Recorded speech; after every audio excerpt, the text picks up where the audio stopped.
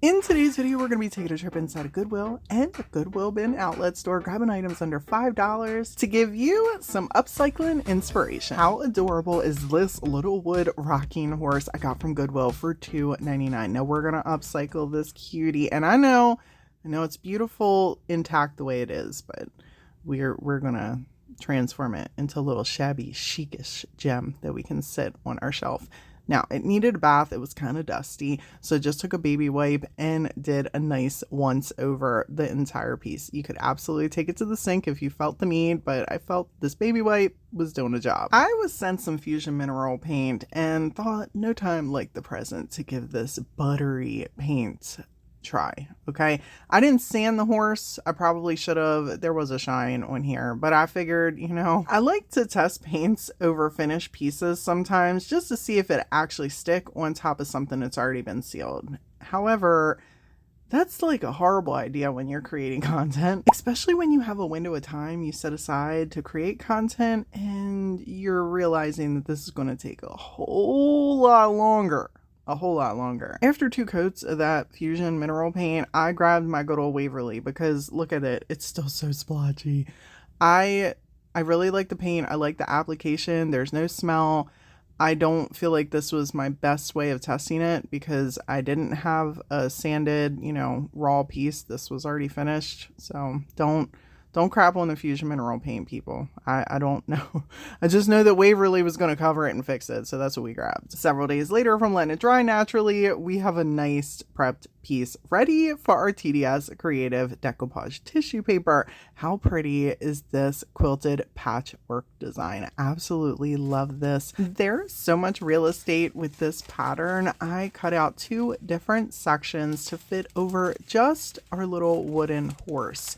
And I made sure that I cut them down to the same size. I used scissors and a little bit of water on a brush to tear out sections that weren't necessarily even. If you wanted to absolutely do this very precise and then, apply it, you go right ahead. That is too much for your girl. Okay, when I had the one side, I then flipped it upside down, used a pencil to trace it out, then cut it so it matched the other side of the horse. Then I grabbed one of my TDS artist brushes. This is in the fan style, and my good old Mod Podge, and put a nice little squirt on there to be able to cover one side at a time. So I made sure to spread this out completely. Working with tissue paper is completely different than decoupaging a napkin. If I was doing a napkin, I would absolutely do this in smaller sections. But the decoupage tissue paper will apply on here really evenly as long as you have a decent layer of Mod Podge. The Mod Podge does dry quickly, so work kind of fast if you can. I use my little spray bottle to give a little spritzy spritz on the back of the tissue paper. This helps it apply easier. You do not have to do this. It will absolutely apply if it is dry. And usually my tissue paper works super well if you just use your fingers to tappity tap tap tap it right on down. And it even allows you to pull up. It doesn't completely stick, so if you gotta get a wrinkle or 2 out. Once you have your piece on there, you can get a brayer, whatever you would like, cling wrap to smooth it on out. I usually grab one of these little kitchen sponges. It is a dry kitchen sponge, for anyone wondering. I usually get asked that a lot. It's dry. It's dry, people. Once I had that side down, I applied the same technique to the other side using a completely different pattern. I absolutely love the versatility in this with the colors. So if you want to switch it out and switch the more dominant colors on one side to the next, it will match whatever you want to put it up next to that fits your decor. When everything was all dry, it was time to bring on in the finger sander and sand down the excess around our piece. Seal with whatever sealer makes you fuzzy inside. I grabbed some liquid patina and put a layer over top of this and absolutely love how this turned out.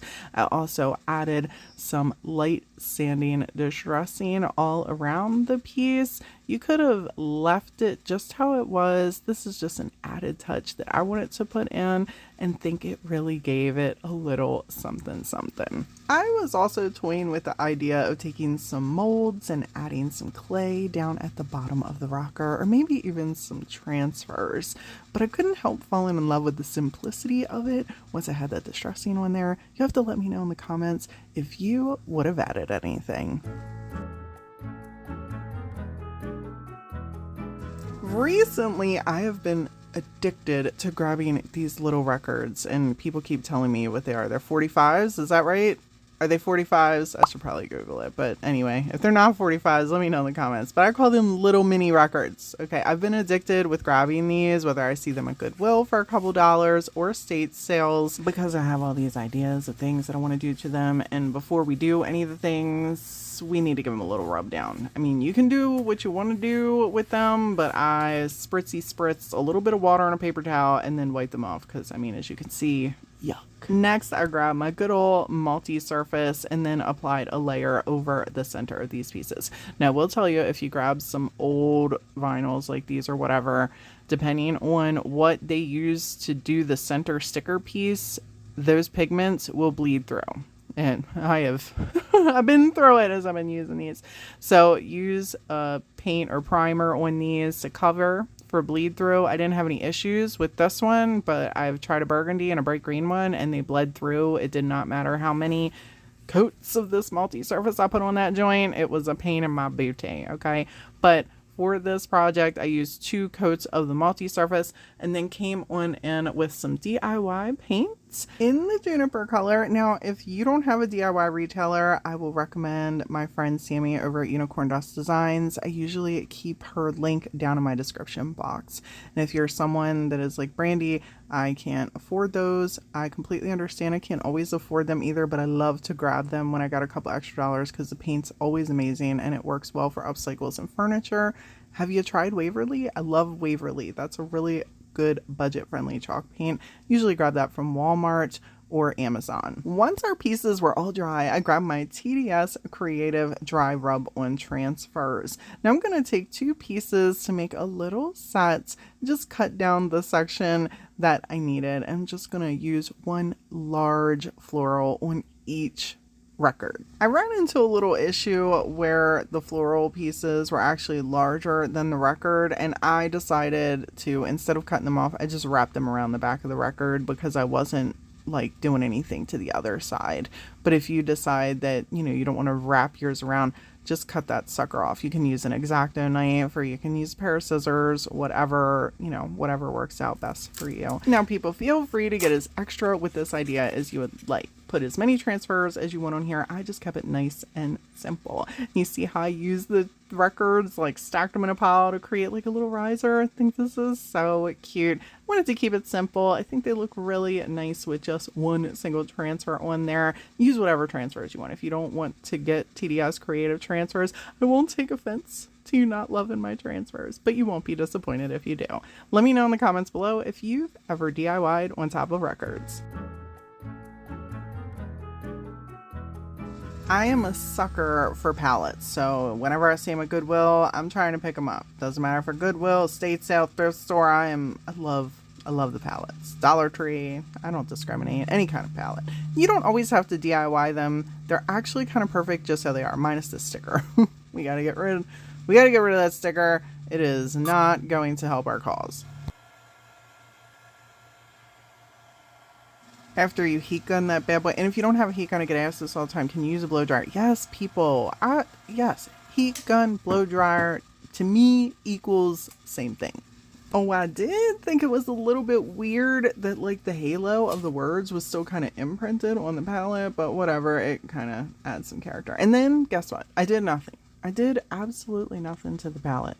I left it as it was, its beautiful natural self, and grabbed some greenery to shove on in that sucker. And then I wanted to put a candle in here, and you can put whatever you want in here, but I knew since I had a lot of greenery, we needed kind of like a little riser piece. So I just grabbed this from Dollar Tree.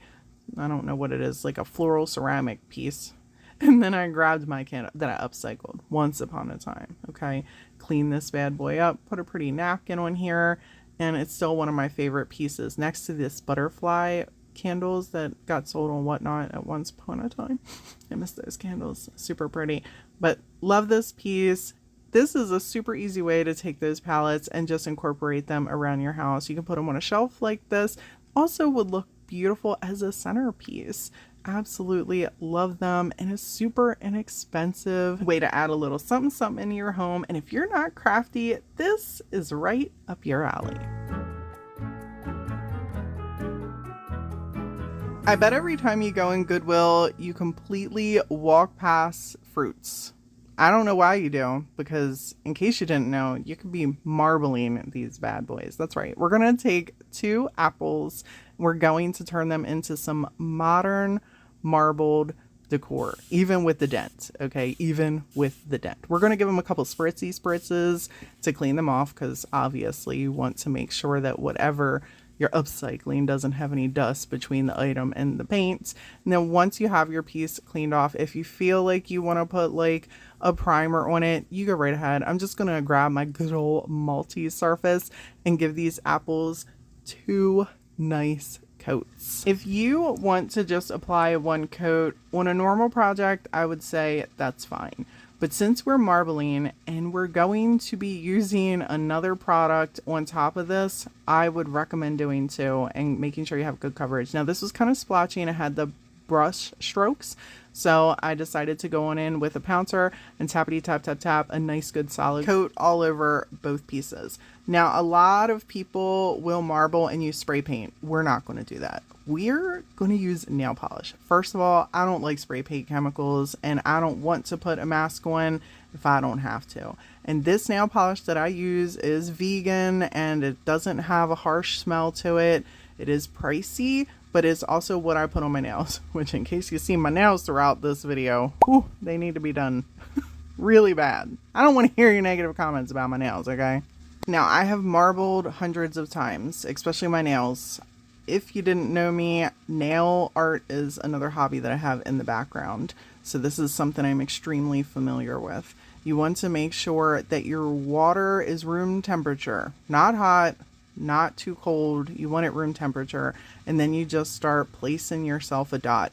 Now, if you're lucky, the nail polish will spread all over the water and you'll be able to just keep doing your dot right in the center.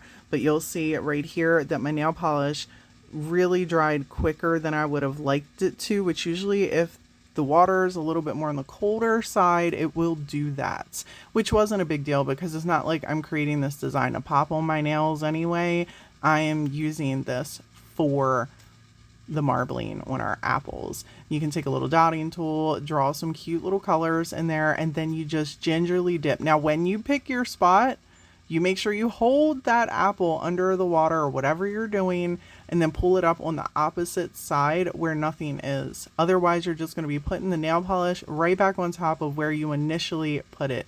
Before you go doing the second one, grab all the excess that is stuck in that water, get it out.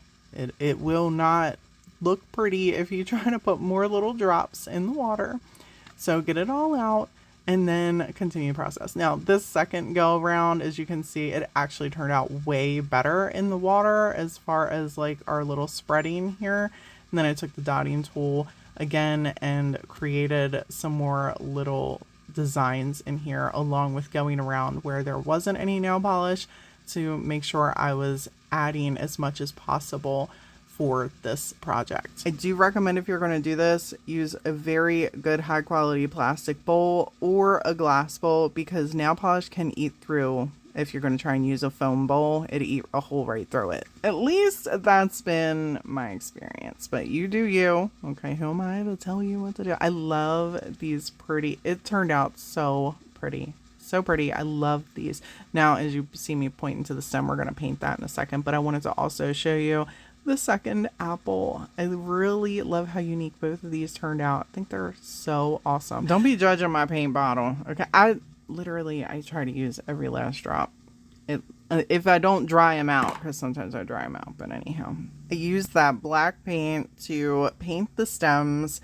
And then I also drew kind of like a little circle around where the stems sit just because there was some discoloring in there and you could really see the separation where the plastic was created. And I thought that, you know, gave it a little something something in there. You could absolutely just paint the stem. Do you, or use something else to make your own stem. Let me know in the comments below if you have ever done marbling on your DIY projects before. I think this is a creative way to upcycle those beautiful fruit pieces. I bet you're not going to be walking around skipping them next time you see them at the thrift store. If you're interested in more $5 and under upcycle ideas, check out this video right here. And if you're interested in using any of the TDS creative products you've seen used in this video, stop on over at thediystruggle.com. As always, people, thank you all so much for hanging out with me today. Until next time.